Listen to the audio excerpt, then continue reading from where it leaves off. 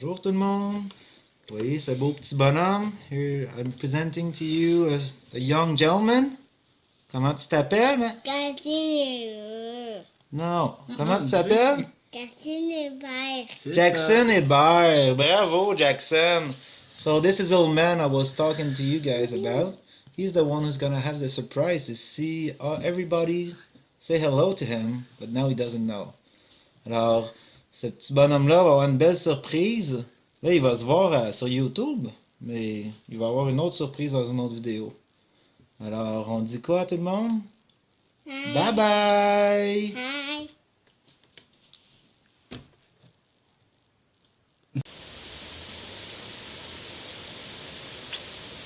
Hi everyone, Etienne here. First, before we begin this, I would like to say that this video is for information purposes. I don't agree with anyone who takes drugs. I'm not telling anyone to take any. Actually, I'm against them since I've had really bad experiences with them. It brought me to the brink of death. So this is for harm reduction purposes, and it's a personal experience. So this video is about my ayahuasca retreat in Capitari, Peru. Alright, so before we start, just like to say that ayahuasca can be really dangerous. You have to prepare yourself for it. You have to follow the strict guidelines for it too. If you've been taking medication, antidepressant, any hard drugs, you should stop them a couple of months before, at least 1 month before. You should look out and research the info about that. And once you get to the Capitari Center, you're gonna have to sign a paper, and you have to be truthful about it, because it could be dangerous. It could lead to death and psychosis. And the other way you have to prepare yourself is you've got to be ready to face your worst parts, your own lies, all your bullshit. So for some people who are narcissistic or just lie about themselves all the time, it can be really hard to face the truth. So meditation is one great way to prepare yourself. Empty your mind, open your heart, and open your soul before you go. Ayahuasca, as I said in another video, contains DMT, which is already produced in the brain, so it doesn't affect the brain the same way as other drugs do. It doesn't involve your neurotransmitters like endorphins, serotonin, dopamine, oxytocin.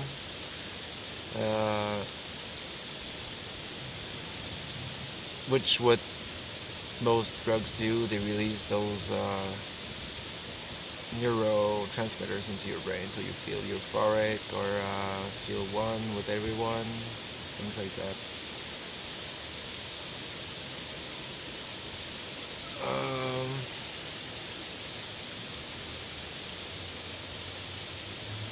So about where DMT takes you, it can be achieved naturally without taking anything. Buddhist monks and people who've been practicing yoga for quite some time can achieve the same level of insight and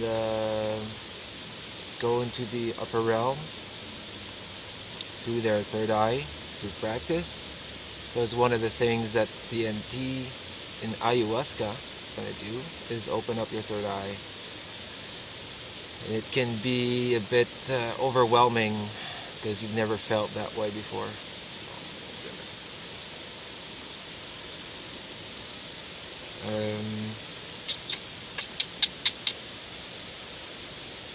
Sorry, guys.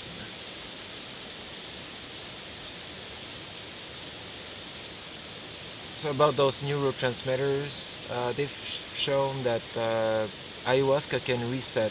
It's like a reset button for your neurotransmitters. When you take drugs, it elevates some of your hormones for the time you are high, but then they drop lower than usual. So that's why you feel a need to take some back to get to that higher level again. So that's kind of a reset button for him. Well, for myself, I haven't felt like taking any drugs since I came back. I even feel like I don't want to take it anymore, which is a good thing. And ayahuasca is the only drug that is gonna teach you lessons, which is pretty amazing, actually. It's hard to explain, but I'll try to do my best as I talk to you guys about my own experience at Capitari Center, Capitari Estación. You and it's not like any other drugs either, in the way that you don't develop resistance to it, like on mushrooms.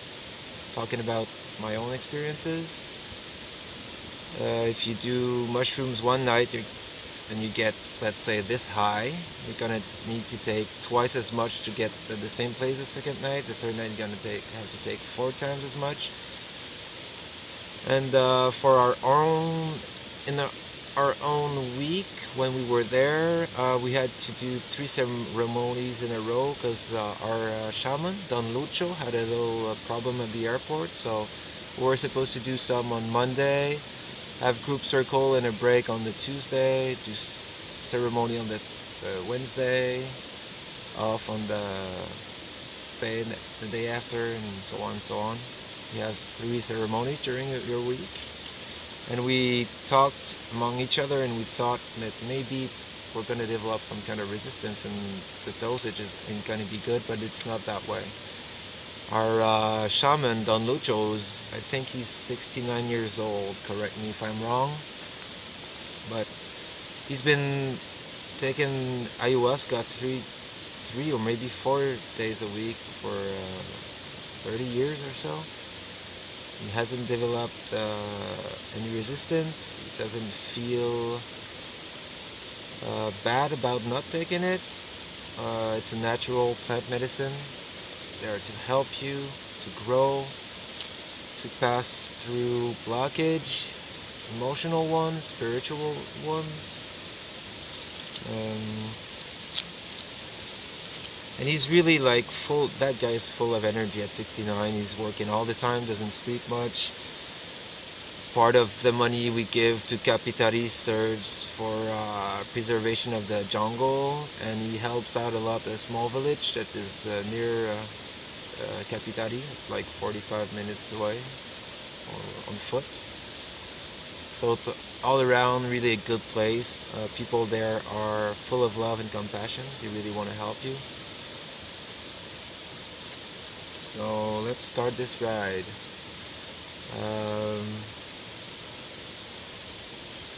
Alright, so we joined everyone at a hotel called El Cauchero in Iquitos.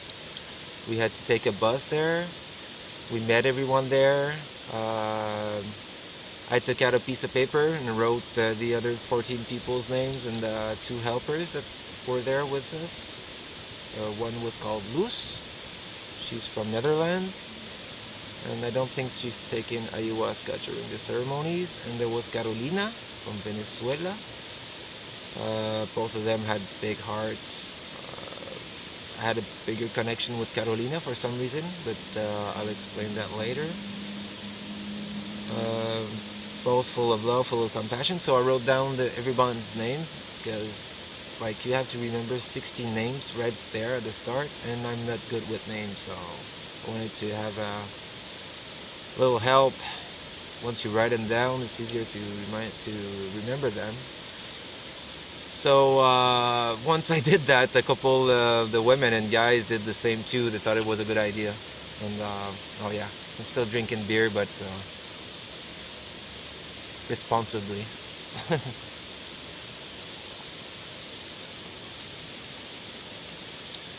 So we took a bus. It started raining.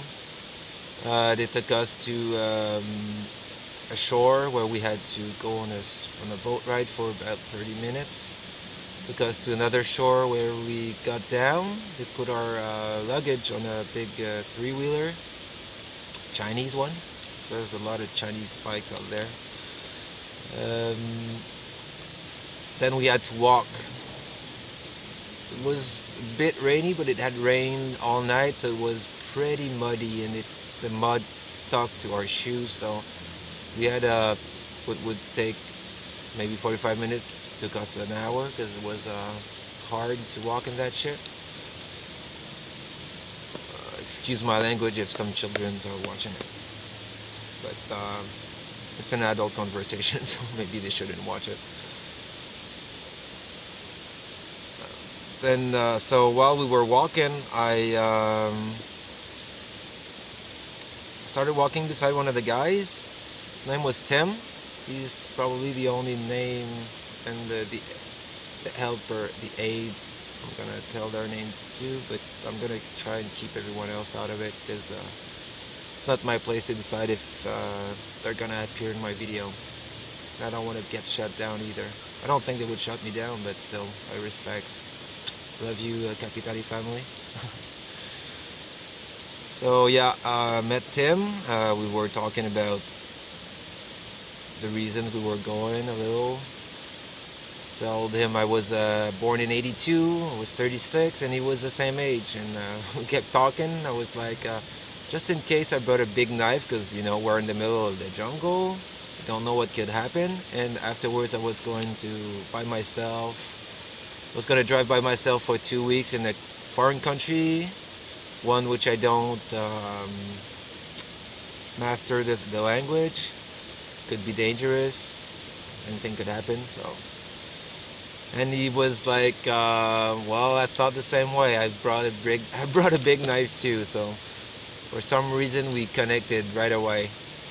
Maybe it was the age, but I think it was something else. I felt like I knew him from somewhere else for some reason, and I probably did. Things. That's why we connected so much. So once we got there, we learned about Don Lucho. He couldn't be there, so we had to do the purge ceremony in the middle of the day, where everyone had to sit in the Kamala, which is like a big circle place with a dome, and there's some anti-mosquito screening all around it, so it's open to the exterior. And there we had met Franco, who was the nurse or doctor, I don't know his title actually, but yeah, they gave us like these plant medicines, and we had to drink it, and then we had to drink like 3 to 4 pitchers of water to clean ourselves. Firstly, we had to clean our bodies, but I doubt that anything there only cleans your body. Everything cleans you spiritually a bit too. So I started right away, like maybe halfway through my first jug, I started puking. It's quite an interesting experience to puke amongst 14 other people you don't know. It creates kind of a bond, I'd say. Well, you lose your inhibitions, that's for sure. So yeah, some were puking more than others, and I kept drinking, and Carolina, one of the helpers, I can't remember the way they were calling themselves, but she was like, "Okay, you finished your first jug. How are you feeling?" "I'm feeling great." "So, okay, drink one more." So I kept drinking, and I kept puking. After my second one, "How do you feel?" "I feel great." So she gave me a third one. So I kept drinking, and I kept puking. And I got to my fourth one, and then Don Lucho's mother, who's about like 92 or something, she came in and she saw my bucket full of my shit, I guess. she touched my head and she was pointing at me, telling the others how I was being a good boy and how I was doing this like a champion. So that was funny.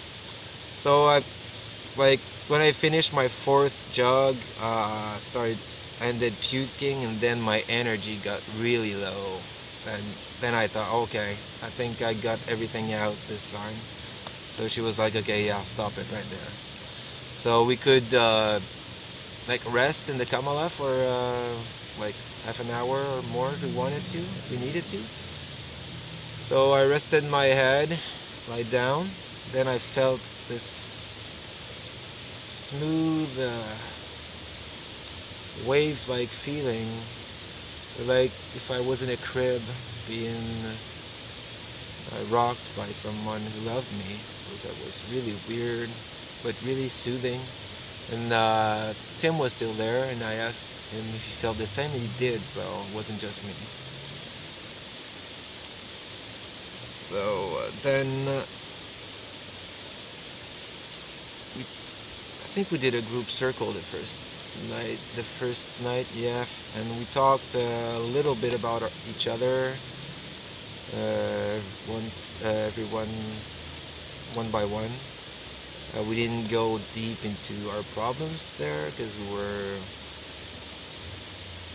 were unknown to each other. So everybody went to bed fairly early. I think it was 7 or 8. But me, Tim, Carolina, and William, we stayed in the place where we ate, and we talked for a couple hours about our impressions of the place. We talked about a little bit about why we were there. We talked about weed and how things were in Venezuela for Carolina, how things were in the U.S., how things were in Canada, and that was a good talk, good experience, and good way to know each other. It was more private too. There we learned that ayahuasca, her spirit, we call Mama Ayahuasca, is an anaconda, and she is also an old granny who's slow, mellow, and wants to help you, wants to cure you of everything. And we talked about cannabis, whose spirit is a young, crazy lady who wants to jump everywhere, so they don't fit well together. So that's why you gotta stop smoking weed before you go there, a couple of days before at least. And she talked about mushrooms too, which was funny because their spirit is like small children or small goblins who like to play tricks on people. So that's why sometimes people get bad trips, and I bet they're laughing their ass off when they see you bad tripping.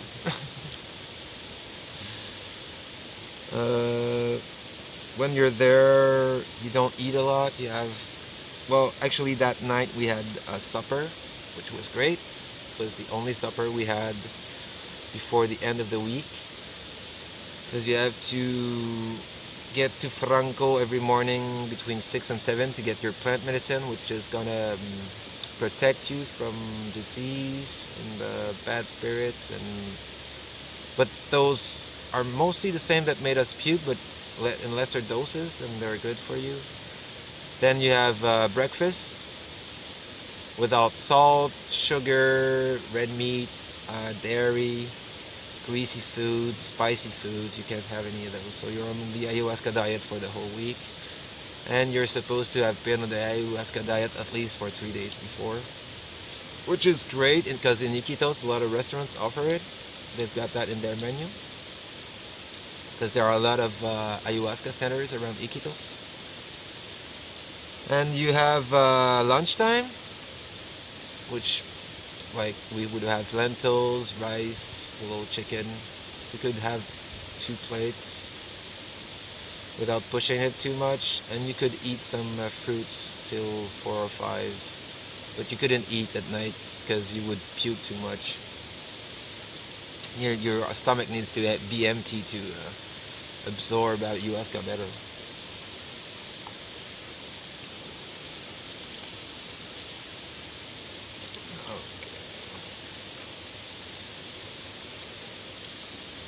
So Tuesday, so no, well, I went to bed that night, and when I closed I had a hammock in my tembo, which is my small house, if you've seen in my other videos. But I laid in my bed, and I still felt that rocking sensation. I felt like as if I was in my hammock, and I opened my eyes just to be sure I wasn't hallucinating. Well, that's it, hallucinating. So no, I was in my bed, but I felt that rocking sensation, and it helped me go to bed. Actually, it was the best night I've had there. Such a good night that I woke up late the next morning. Was it that morning? No, it was the next morning.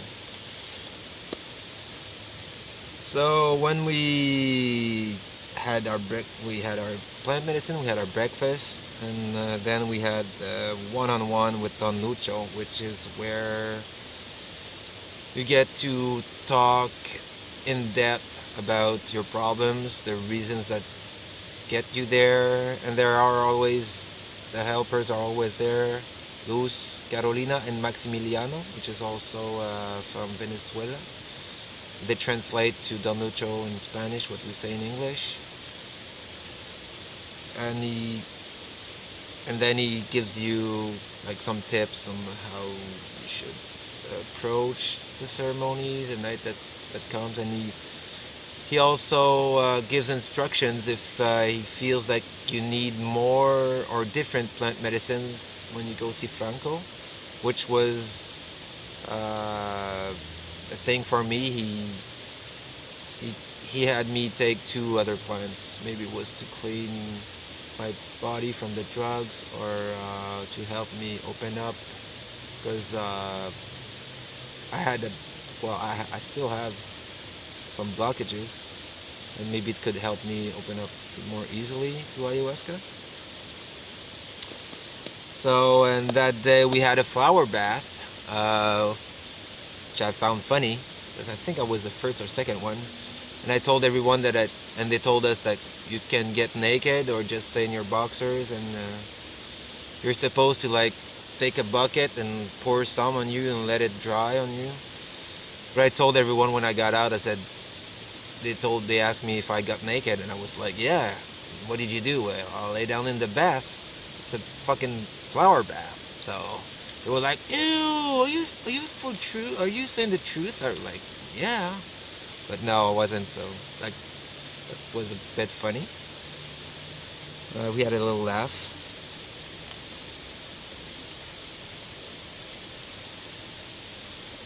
And the night came, and then I got really nervous about it because I was there to get rid of my drug addiction. I was there to learn to love myself. I was there to put my past behind me, because I've had an incestuous episode as a young boy. That thing broke me. Low self-esteem, no self-worth, which led to my drug taking, drug abuse. During the week I was okay, but during the weekend when I had too much time on my hands and I started thinking I just didn't want to exist anymore, so... And, wasn't always for bad reasons that I took drugs. I mean, kind of like it because I have an addictive personality, and I need strong emotions, and that gets you up so high and you feel alive. You don't feel dead inside as I'm used to feeling, or as I was used to feeling. But in the end, you just lose yourself. You don't feel anything anymore. You feel down all the time when you're not high. Just try to forget you exist. Just not how life is supposed to be. I mean, I wasn't just doing drugs. I like doing snowboarding. That kept me off drugs, and during winter time sometimes, because I like the speed of going down the mountain, getting this close to hitting a tree, you feel alive. Your endorphins move in. Your adrenaline. I'm an adrenaline junkie too. So yeah, during winter time was not as bad as autumn. I guess was the worst because you always feel a little depressed, and then you don't have anything else to do outside because it's raining all the time. So yeah. So when you do the ayahuasca ceremony, everybody lies in the kamala on yoga mats with pillows and a blanket, and you got your bucket to puke. And the helpers are there if you need to go take a shit, because you can purge from down there, or you can purge from up here, and sometimes from up here too. So yeah, you have to stand one by one. You go to Don Lucho, you kneel in front of him. He gives you this little shooter with this brownish liquid that looks like mud. Tastes like mud, tastes like tree bark, and fucking disgusting. Except for Tim, who thought it tasted good for some reason. We were like, "You're already high, man." We're saying something like that. What did you smoke before? So we couldn't even smoke tobacco. So I smoked a little mapacho, which is a native tobacco in the jungle, which I don't think it contains nicotine, but it elevates your mind a little. It relaxes you a little, but you don't really feel that much. But it just like it calmed me down because I was really nervous. And one day, then you take it in. When everybody's done, there's only a little candle in the middle of the place. You lie down for 20 minutes. They blow the candle out because the third eye, the little pine cone that's in the middle of your brain, the pineal gland. It's like an atrophied eye, actually, and it's got the eye cells going into it. So when light comes into your eyes, it goes to the pineal gland too. So during the ceremonies, if some lights would go up, it would like fuck everything up. You know, your visions would stop, or you'd have trouble focusing because of it.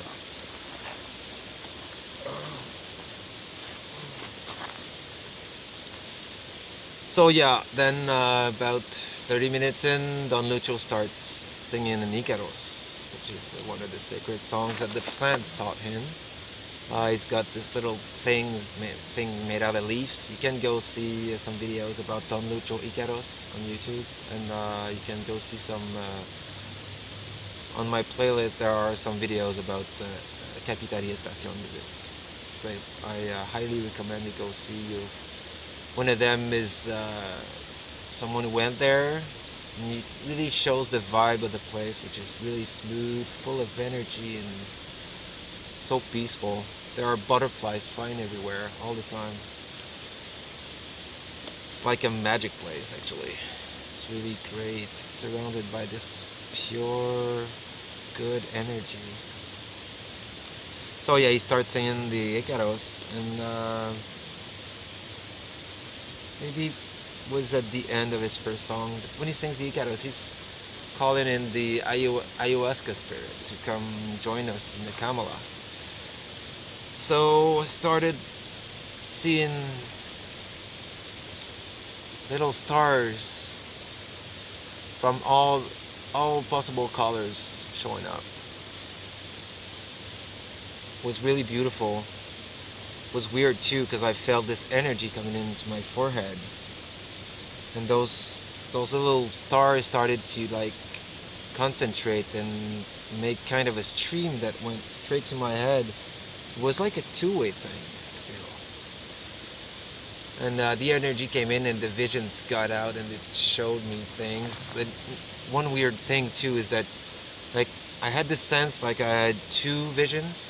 Like the lower part was the material world where I saw the shadows of the people around me, heard the songs, and the upper part was from my third eye, where the visions were.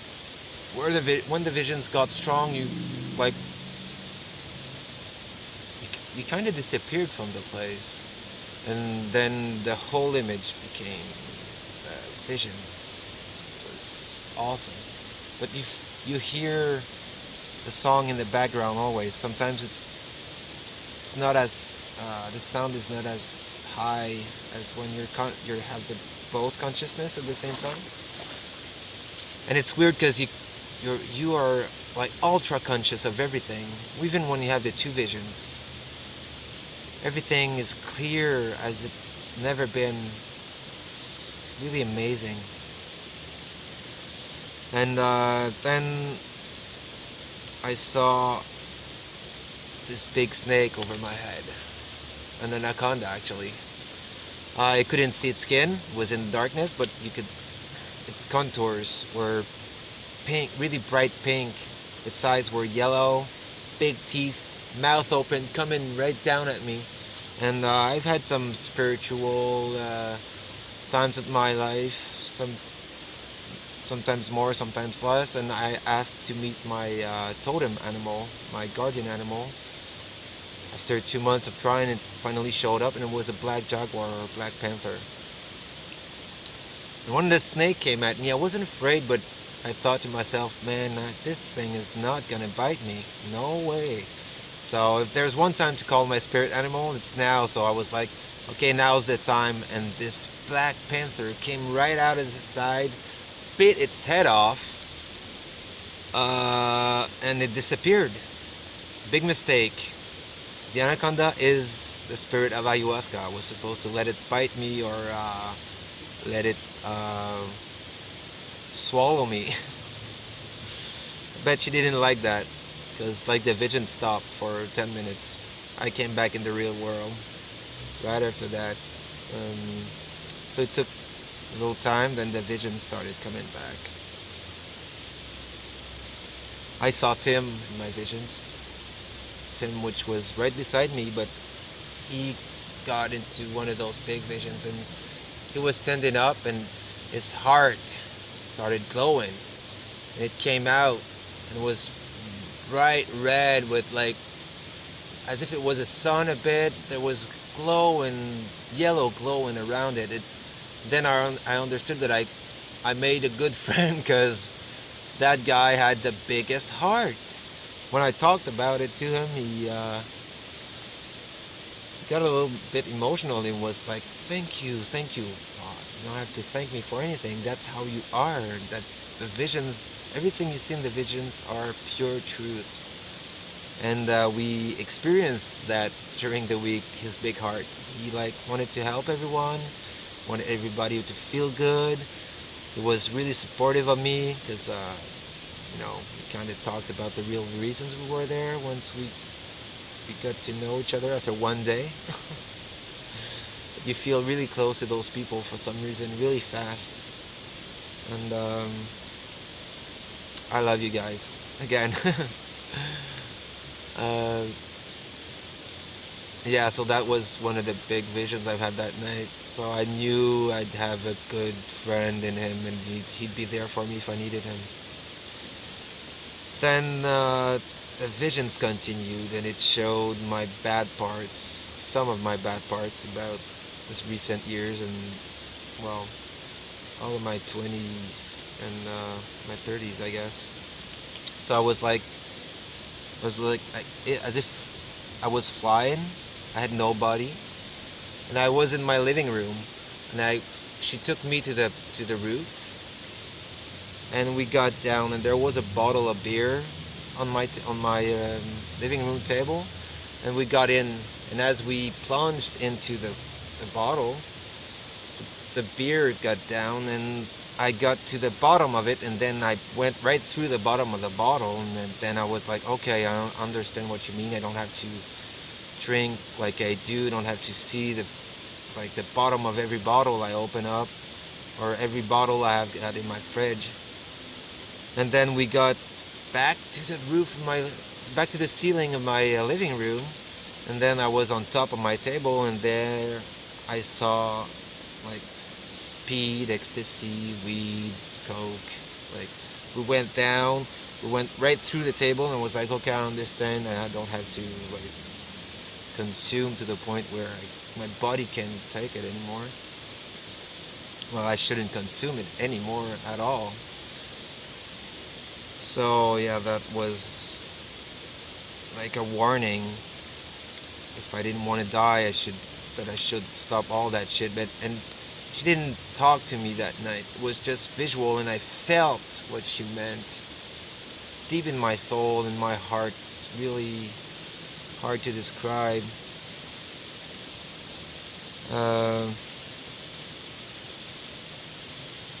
I can't remember a lot of the visions that night because once I understood how the energy was flowing into my head, I wanted to go through my trauma, my incestuous trauma as a kid right away. So I felt like I could push with my eye, go further into the visions.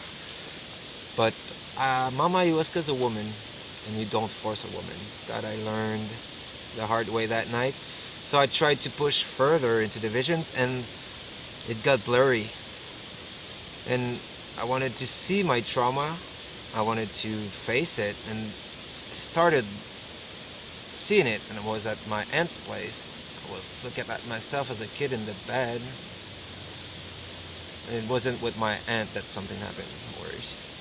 So, and then I started to get there, and it got blurry, and it escaped. So I tried to force it to come back, and then the vision started getting higher, and physically I started to try and look higher because they were like slipping away, and I couldn't get them because it wasn't time. I wasn't ready to face that shit. And one thing about Mama Ayahuasca, since she got into you, and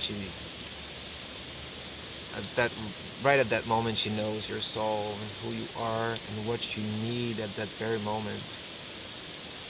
And I wasn't ready for that, so she couldn't show that to me. And yeah. So that was about the rest of my night because I couldn't focus on it because I was trying to force it too much. So when the ceremony ends, it takes like 5 hours. He makes a prayer before he starts singing, and he makes a prayer when he stops singing. And just like 5 minutes before it stopped, that's when I purged. And when you purge, because ayahuasca doesn't stay inside you. It goes deep into you. It seeks your problems, seeks your troubles, your traumas, your bad memories. And when she decides to come out, you feel her. It's like something was like a worm which would go up. You feel her. You have time to get up, to sit down and take your bucket. So I puked, and you feel like you puked like 3 liters of water, but when you look in your bucket at the end, there's like only this, but something came out. She reaches in and she grabs some bad stuff and she drags it out. So when you finish purging, you actually feel really good. You feel lighter.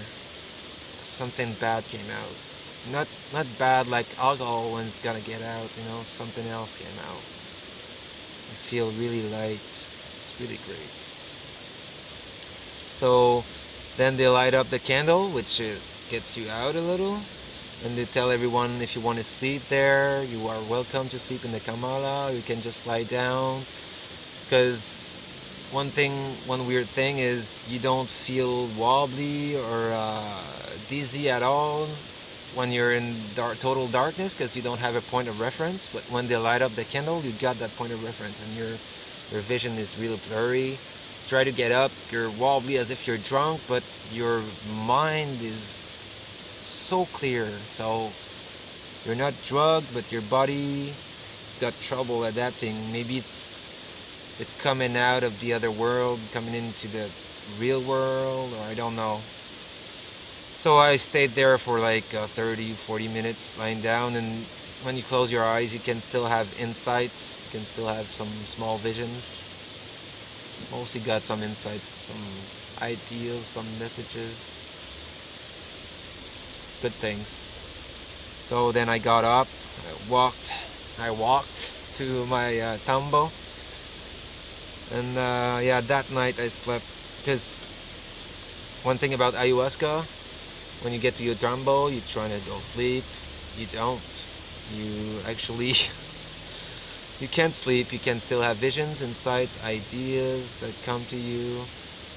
You fall asleep at about 4 or 5 in the morning, so you sleep for 2 or 3 hours, but you don't feel tired afterwards for some reason. It gives you so much energy, and it's like you can absorb the jungle's energy around you, and you don't feel tired. So yeah, I got up late. Uh, I didn't sleep much in the first days when I got to Lima, so maybe that was like with the emotional thing I had lived the night before. So I got up late, went to Franco's, and he wasn't too happy about it. He's like, "Come on, man, be here at the right time." So I was like, "Okay, I'm sorry." And I was late for breakfast too, but the guys are really great there, so they made me. I think I had some eggs or something. Well, it still had food for me, so thank you guys for your patience on that day. So then Wednesday, so that was on Wednesday, and we then had a group circle again where everybody gets to talk about their experience, which is really great because some people have had bad nights, some people have had good nights, some people had visions, some people don't. The experience can be totally emotional depending on what you need.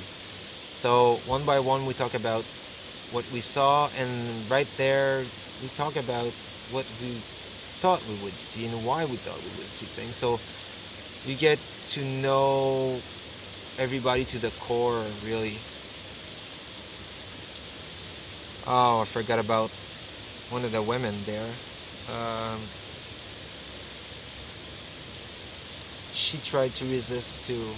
She tried to resist ayahuasca the first night, and she's the one who purged the most, I think, from the whole week. Her resistance made like ayahuasca forced her to purge for some reason, and it was really bad at some point. She felt nothing was going well for her, so the helpers went to her and they calmed her down a little, and they told her to let it go, and she still felt like she needed to purge, but she kept it in, like wasn't as bad. But maybe one of the lessons was to let go. And, that's one of the problems in society today. A lot of people can't let go. They need to control everything. And I'm not sure what went on for her that night, but yeah, that was, well, that when I learned that, yeah, resisting ain't good. That when we talked in the group circle, I talked about my visions escaping. And Don Lucho told me, yeah, you try to resist and you try to force things, that won't work. You've got to let it go. You got to let it come to you and let her show what she needs to show you. So on that day, oh yeah, and one of the guys who was there had drug problems like me. During the circle, he talked about it. He talked about like he had lost his cousin a couple of months back, who was his best friend. He had gotten beaten up by some people. I think there was a home invasion. His eye was still full of blood from the beating, and he needed ecstasy right at that moment, the first night, and he got it. Like he broke through on the first night, and it was great his experience. And but he was talking about the fact that like this was his last resort, and he had a date to commit suicide. And when he was talking about that, I started crying like hell. And I got up, I got out of the Kamala because that was my case too. wasn't as close my date that I gave myself to end everything, but it was coming. That was one of the reasons I went there too. So, and afterwards it was like, oh, I'm sorry, I made you cry. I didn't want to break something in you. And I was like, no. And I cried because I felt the same as you do. And when I got there, I wasn't even thinking about that. But when he talked about it, it came to the surface, and yeah, it got out. But hey, we are there to heal ourselves. So, talking about it is a good thing. So during that day, we had a fruit bath, and it's Don Lucho's mother who was like pouring it on us, and she poured some in my boxers too. She was like, "You need that everywhere." I was like, "Oh yeah, somebody had a good day." She was real funny though. And that day, like you don't have electricity all the time at Capitari, so you plug your cell phone in when you've got electricity, but I left it plugged during the night, and I guess when they turned the power back on, there's a power surge, and my cell phone, like I thought it had fried, because there was a tribe, native tribe that came and did a show. I couldn't film because my cell phone wouldn't open up, and later I found out that it drained the battery right out. So when I plugged it in back, everything was good. So I was like, all right, good thing I don't have to buy another phone.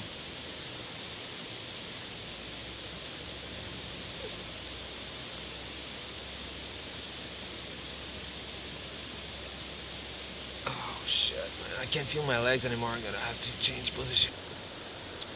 Okay, I got my leg back. I almost fell in the river. When I got up, I couldn't feel it anymore. So yeah, where was I?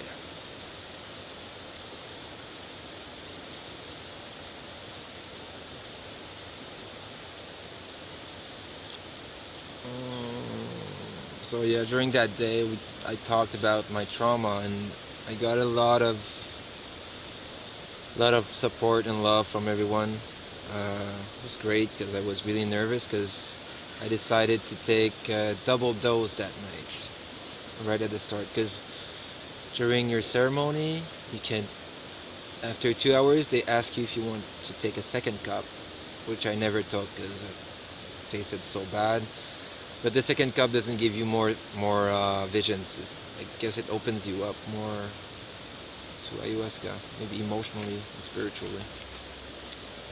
So yeah, that night I really wanted to break through, and Don Lucho said, yeah, maybe you should take 2 doses. It's gonna be better for you. So yeah, that's what I decided then. So we get back into the Kamala.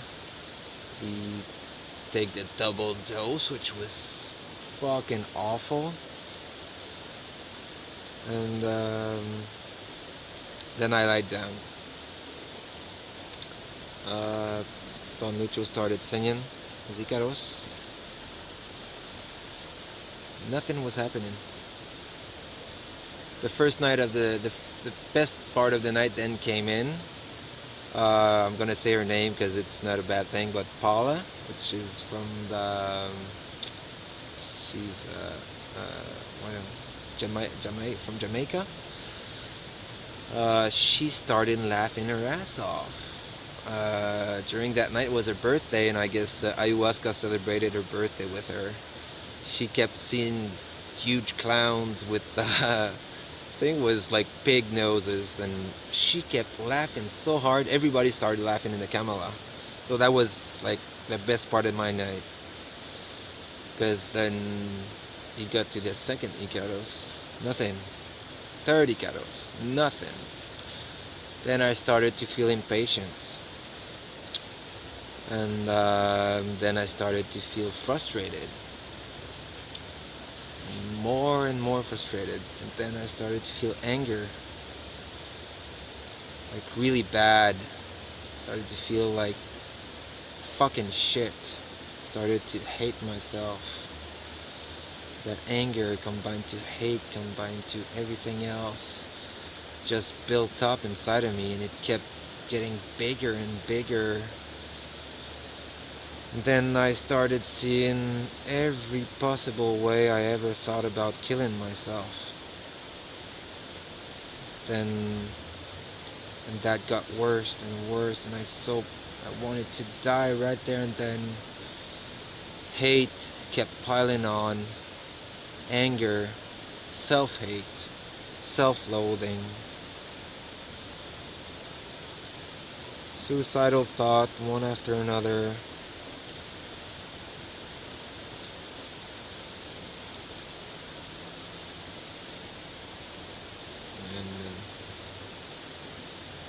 And then like the night would never end either. The ceremony kept going on, and every song he sang just angered me more. No fucking visions, no insight, just bad, bad, bad emotions, one on top of another, growing exponentially. Then I wanted to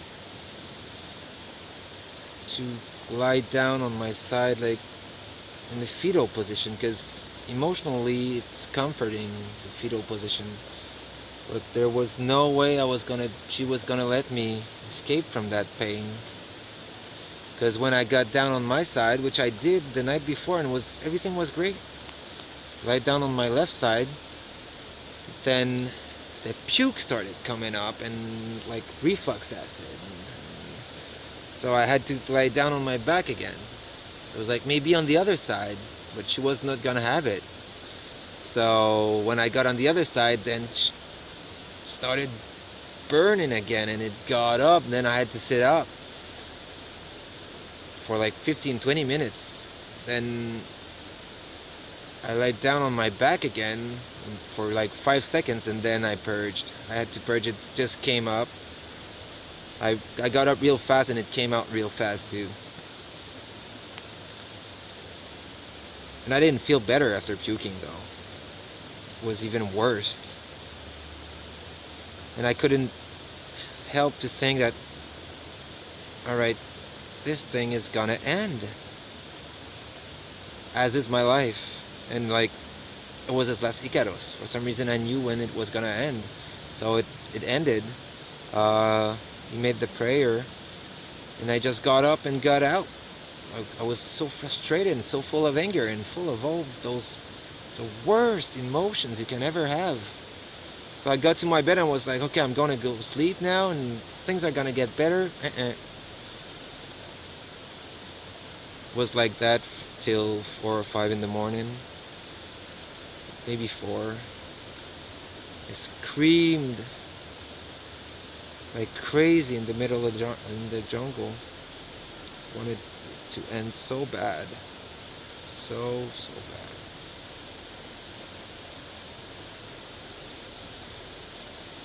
bad. And a clear idea came to me during the time I was in my tambo. Something that Oppenheimer said. Oppenheimer is the guy who invented the atomic bomb. And when they dropped it on Nagasaki and Hiroshima, he said, I am become death, the destroyer of worlds.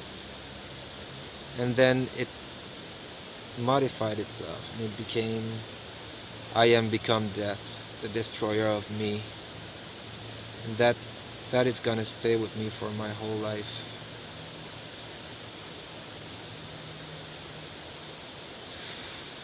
That was something else. So I finally got to sleep a little. When I got up in the morning, I thought, yeah, I'm gonna feel better because I had some sleep and it's gonna be out of my system. No, it wasn't over. Felt as bad as I woke up. I went to take my medicine with a fake smile. Went to eat. Didn't talk to anybody. Sat by myself, started playing with a little game on my cell phone. Then Tim saw that something was wrong, so he came close to me and touched me. He was like, "How you feeling, bud?" I was like, "Don't talk to me, man. Just leave me alone, please." He tried to like talk to me about the cell phone games, but I was so close that I was like, "Don't worry, just enjoy yourself. Go talk to somebody else. Don't let me bring you down." And I felt really bad for pushing him away because he really wanted to help me. Then the group circle came. I sat beside Paula, and she saw that something was wrong too. But Paula had this motherly energy about her. She was like our sacred mother for that week. For some reason, her energy was so good. Like I talked with her for 5 minutes, and all those bad feelings just flew away and disappeared. Her energy was so good. And she talked to me about her experience, which was her birthday. It was so amazing. Couldn't help but, you know, think that maybe that's what's gonna happen to. What that was gonna happen to me. Maybe not as much as what she had, but maybe something good would come out of it. So one of the guys talked about. So some other people had really bad nights too. I mean, I wasn't the only one, and some have had some really great nights that night. One of the guys, she showed him one of his past lives, and Paula too. Paula was like a queen, an African queen, in one of her past lives. Well, the way she described it was amazing. And one of the guys, Mama Ayahuasca showed him that he was a warrior in Egypt, and he got really curious about it. So he pushed his vision towards that, and she kept showing him stuff about it. Later, Carolina would tell us that it's great that she shows you your past lives, but you're not there to know what happened in your other life. You're here to help yourself in this life. So thank her for what she shows you, but try and get back on track and work on what's at hand. So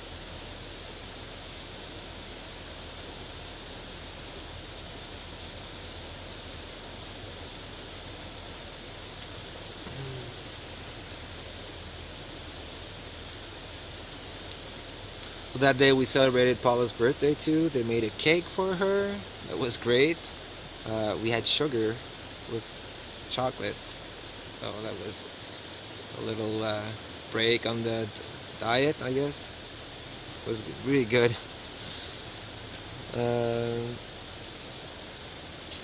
That was okay. We were Thursday.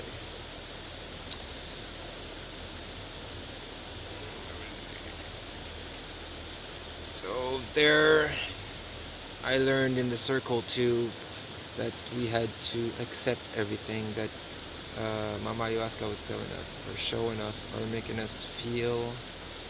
We had to take that with love and compassion, and to thank her for even the worst shit that she gave us, because it's a necessary evil. I mean, that evil comes from within anyways. She's just scraping it up and putting it right into your face. Like, stop being an asshole, and you have so much to live for. So you have to be thankful for everything that she gives you.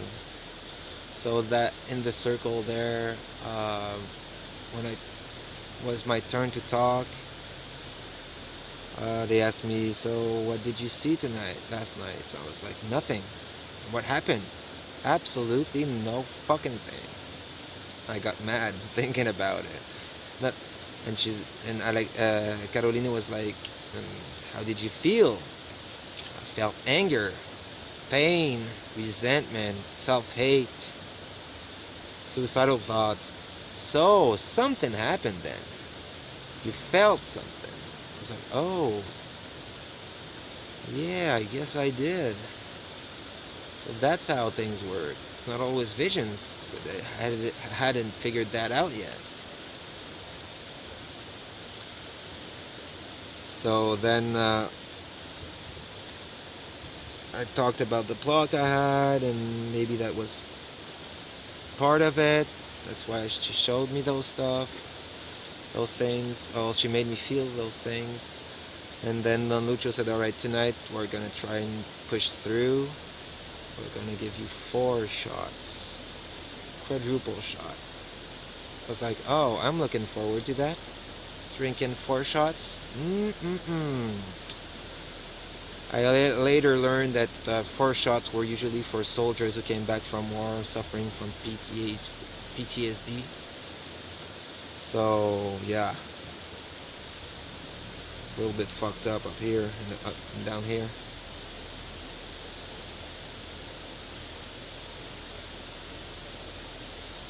And Carolina later told me that maybe I thought that maybe I had too big of a block, and she told me maybe you're just able to manage more energy than most people, and you don't know yet.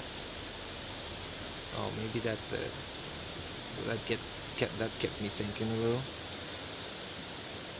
And the night came, and I was really nervous, but everybody was behind me. Everybody was really supportive, and thank you everyone again, every single one of you. During that night, I felt so alone the night before, but on Thursday night, I felt like everyone was behind me. Really, really felt it while I was on ayahuasca. It's a great thing to be with you guys. I don't think it would have been the same without you. So yeah, the time for the ceremony comes. Oh yeah, that day we had the mud bath. That was funny. Uh, like yellow, piss yellow, kind or I don't know, sun yellow was really bright yellow. Everybody was covered in it. We looked like a bunch of native tribe in the jungle, ready to attack some poor white people and eat them right up. So that was funny, and it relaxed us too. We spent the day in the lake and part of the day in the lake, and we had fun. So, but then yeah, nighttime came, and the 4 shots were coming. My turn was coming. I had to get up. I got up and I brought my bucket with me, which made a lot of people laugh. Me too. I laughed. But I didn't want to puke on Don Lucho. I respected the guy too much. So got there. He poured like those 4 shots into a tall glass. And Luz and Carolina looked at me and they were like, okay, when you take it, try to take it with love. Taking it for yourself, to heal yourself. So love is the key. And when I drank it, wasn't as bad as the 1 or 2 shots. Actually, didn't taste good, but didn't taste as bad for some reason. So that wasn't too bad, actually. So then I lie down, close the lights while they blow the candle out. Don Lucho starts singing.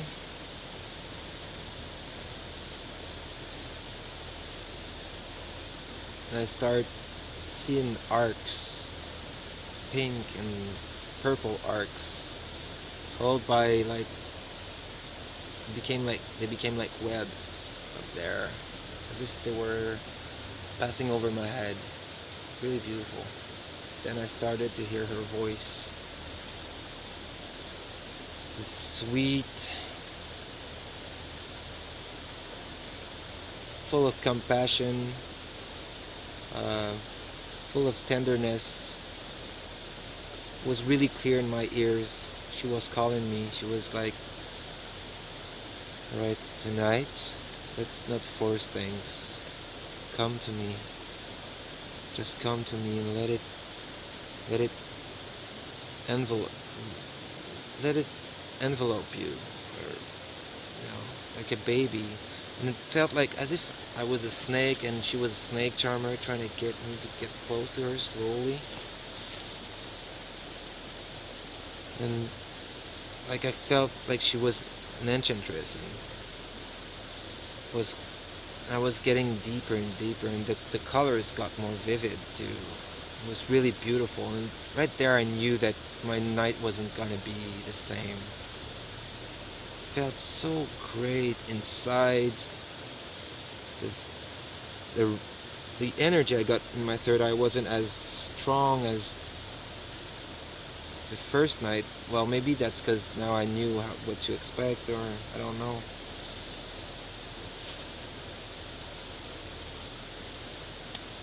And she was trying to calm me down too, the way she was talking to me. Calm down, calm down.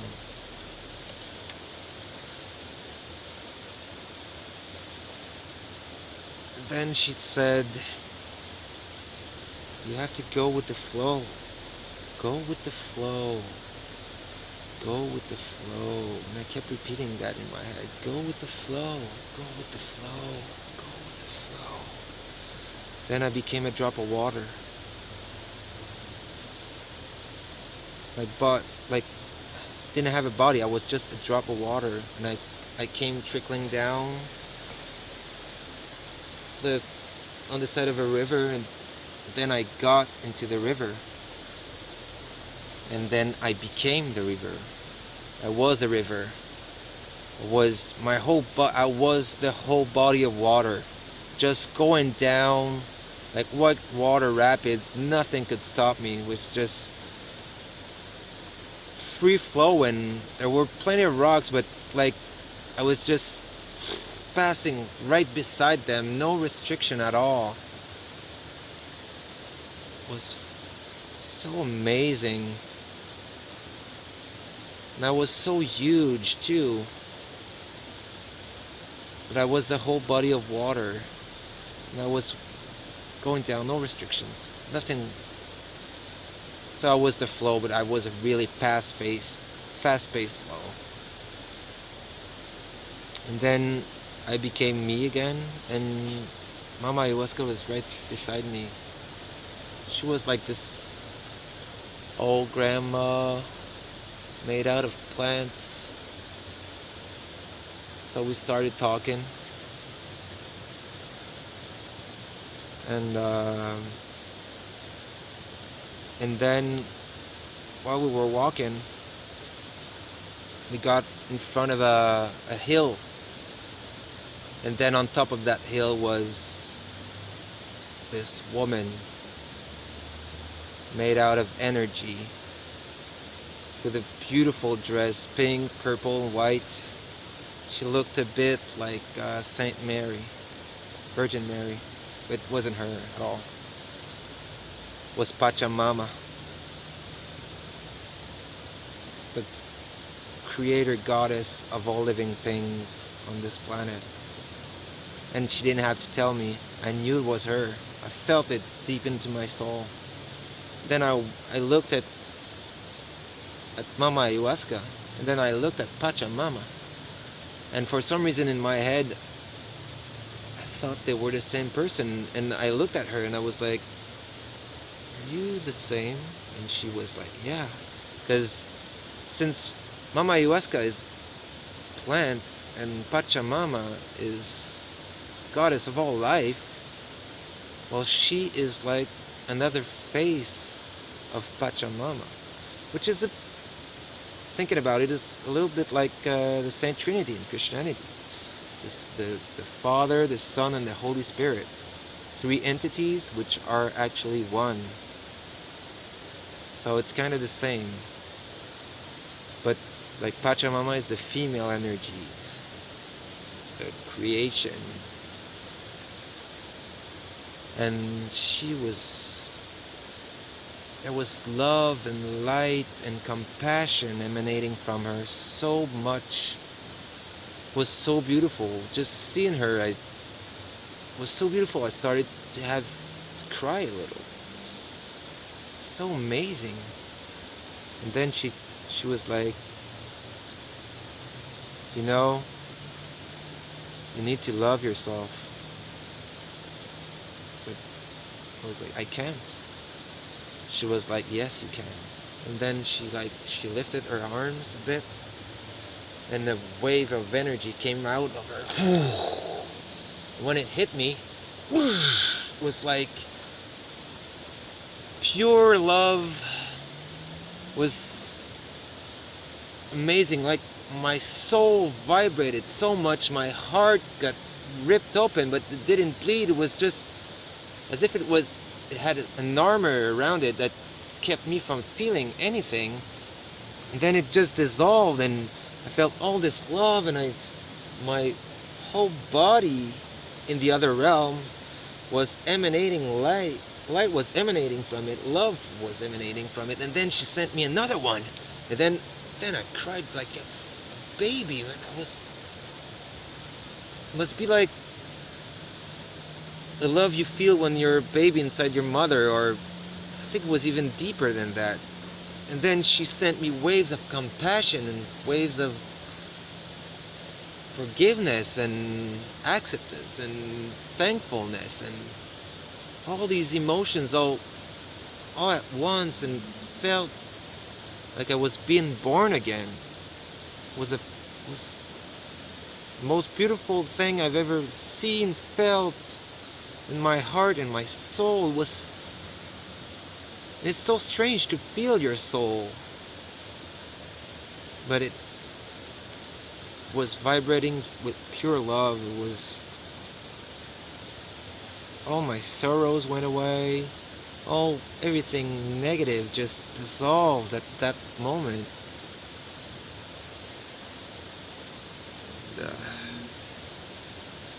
Then started walking with her. We were talking. We were walking on this path made out of big rocks, and I was talking to her like she was my best bud, you know? And at one point I was like, what am I doing? How am I talking to a goddess as if she's just my best bud, which is a great thing, you know? I love my best friend like no one else. And she was like, don't worry about it. I know your heart. I know you're not one to make big things about those things. I don't like royalty and stuff like that.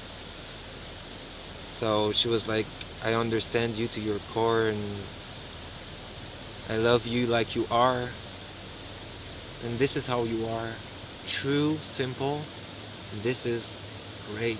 So I was like, thank you so much for understanding me so much, giving me so much love. And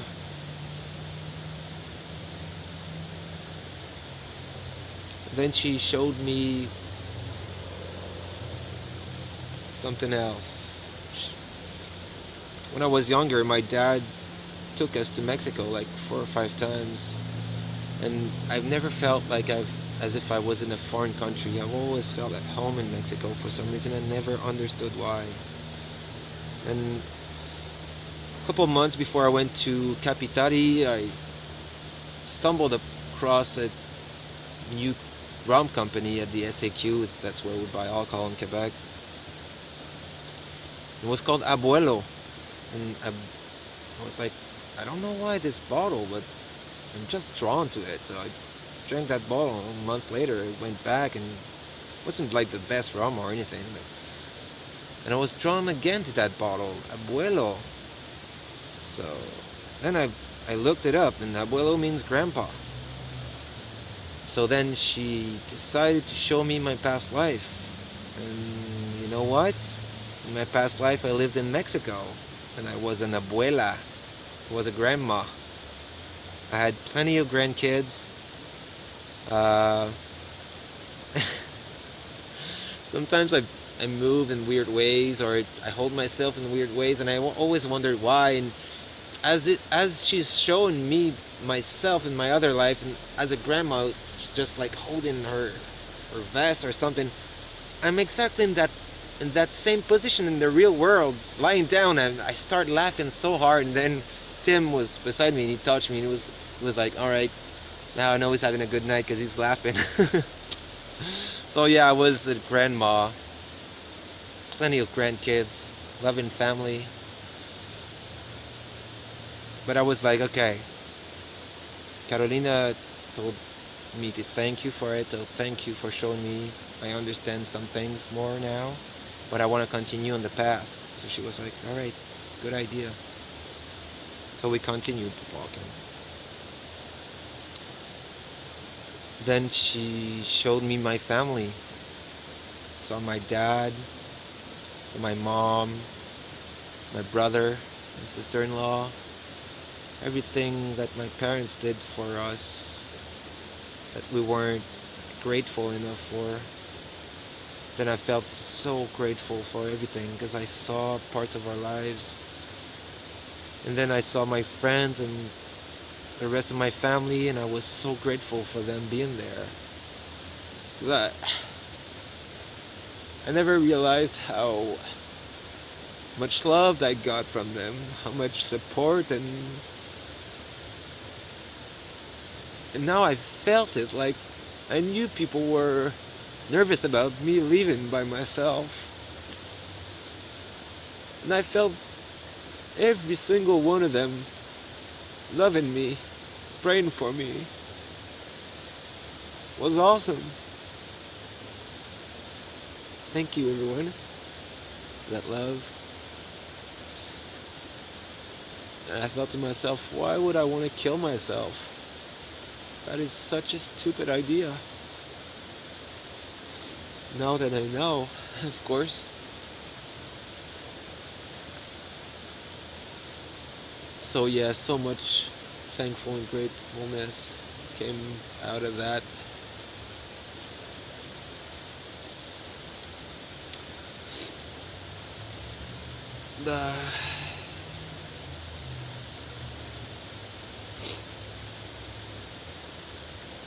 That's when Pachamama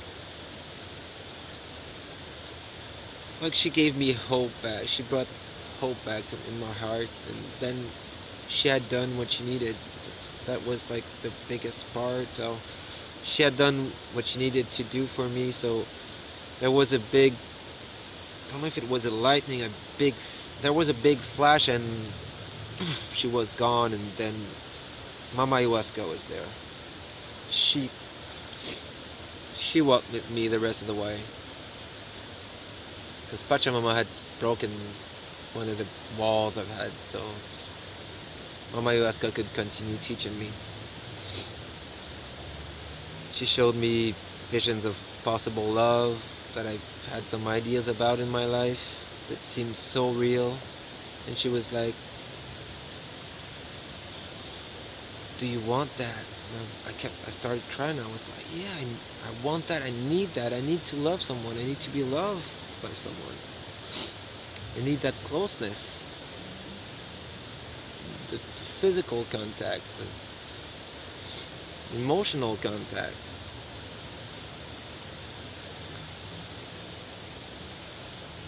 So those visions were really clear too. And then she showed me like there was a pile of rubble, as if there were balls. And in each ball there was a little worry, a little stress, stupid things, little things. But she showed me in that little ball there's just one little thing. But look there. There was a huge pile of it. She said that you don't accumulate like that, because that weighs on you. So she kind of took a giant broom and she just swept it all away, and I felt so light afterwards.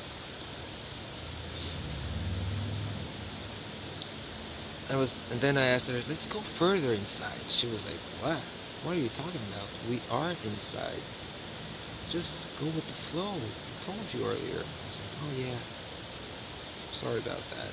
She's like, okay, but take it easy, one step at a time. So then I asked about my big trauma. What was going on with that? And then she said, you are not ready to face that yet. But she showed me visually, like we disappeared from where we were, and then I was in my crown chakra, over my head. I was in a big cave. I was like inside a giant cranium. And there was water filled right up to half of it. And there was a water swirl in the middle, going down to my brain. It's like saw it as if it was like knowledge from above coming down to the physical plane. But on top of that lake, there was a big block of rock turning in the current, and it couldn't pass through. It was too big of a block. But she took kind of a hammer and she just hit it once, made a crack in it, so a little part of it came down. And she was like, I made a chip in that block. It's gonna come down slowly but surely, but you can't do that in one you can't make it pass in one piece. It's too big, too hard for you. She's like, you're gonna have to work on that in any way you can. You're gonna know how to work. You gotta work on that, and slowly but surely you're gonna dissolve that block and it's gonna pass through.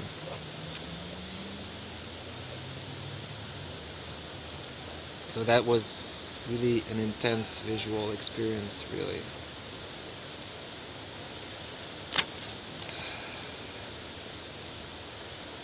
Then I took my ego, which looked like this small dark cloud. Took it in my hand, took a chest, put it in the chest, closed it, locked it up, threw away the key, threw away the chest. It was like, that fucker, man, he's keeping me from living my life better. He's keeping me from forgiving. He's keeping me from advancing. Ego is a big problem in this world. That's what's stopping a lot of people from advancing.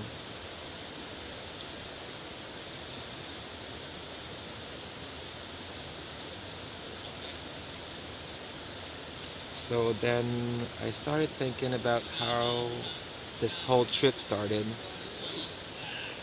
And it started with pink and purple colors. And I thought, that's funny. What do those colors represent? It was like, I saw a sun rising over the ocean. Those are the colors of dawn. And as they say, night is always the darkest just before the dawn. So the night before was what I would call later the dark night of the soul. And now it was finally at the dawn of it. I forgot to bring something, but I'm gonna continue my video when I get it. So stay tuned. So welcome back, everyone. One day later, today is my dad's 65th birthday. So I bought him flowers that represent the colors of my rebirth. He likes flowers, so. As I was saying in the video, I was at my dawn, and I found it funny though that I saw those colors, especially. Carolina told me that purple was the color of transmutation, and I transformed into a river, and now I have transformed into someone new can love himself. So that was a good representation, and I thought to myself, those colors are really beautiful. Do I have any piece of clothes that have those colors on? And the light got lit in my head, I wore a shirt the day I took the plane to go to Peru. That shirt had some pink on it. The only shirt I have that has pink. Small. It's here. No pink. And funniest thing is about it is that I bought this shirt 2 years ago. So now I'm at the start of my dawn. Small steps. And in my back, behind me, lies death and destruction from the atom bomb. The message I got from my dark night of the soul. So yeah, everything came full circle. Physical proof of the upper realms, and that time doesn't exist, at least for me, was pretty powerful when I thought about it. So yeah, my dawn is in front of me, my destruction is behind me, so I'm ready to live my life fully now, with a heart full of love and compassion. I can love myself so I can love other people now better. Hopefully I will find love for myself and a partner. So yeah, that was my experience at Capitari. So if any one of you needs to talk about